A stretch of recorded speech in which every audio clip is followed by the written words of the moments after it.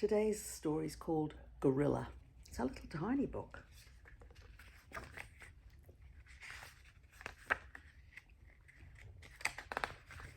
Hannah loved gorillas. She read books about gorillas, she watched gorillas on the television, and she drew pictures of gorillas. But she'd never seen a real gorilla.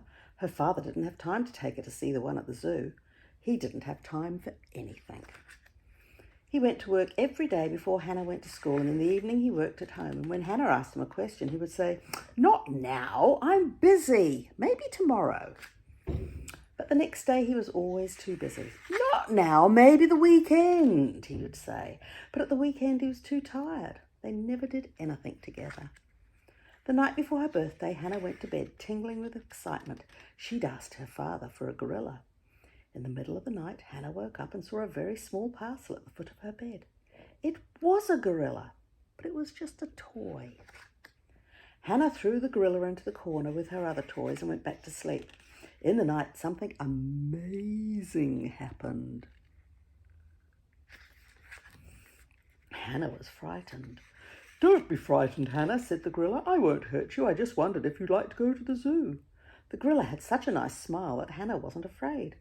"I'd love to," she said. And they both crept downstairs, and Hannah put on her coat and the gorilla put on Father's hat and coat. "A perfect fit," he whispered. They opened the front door and went outside. "Come on then, Hannah," said the gorilla, and he gently lifted her up, and then off they went, swinging through the trees towards the zoo. When they arrived at the zoo, it was closed, and there was a high wall all around it. "Never mind," said the gorilla. "Up and over." And they went straight to the primates. Hannah was thrilled. So many gorillas. The gorilla took Hannah to see the orangutan and the chimpanzee, and she thought they were beautiful, but very sad. "What would you like to do now?" the gorilla asked. "I'd love to go to the cinema," said Hannah. And so they did. Afterwards, they walked down the street together. "That was wonderful," said Hannah, "but I'm hungry now." "Okay," said the gorilla, "we'll eat." "Time for home," said the gorilla. Hannah nodded, a bit sleepy. They danced on the lawn, and Hannah had never been so happy.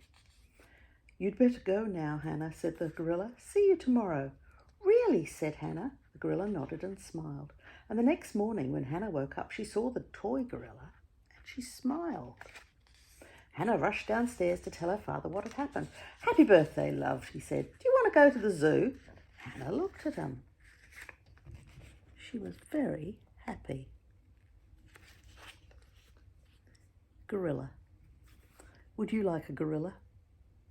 I'd like a pet monkey. Night, night.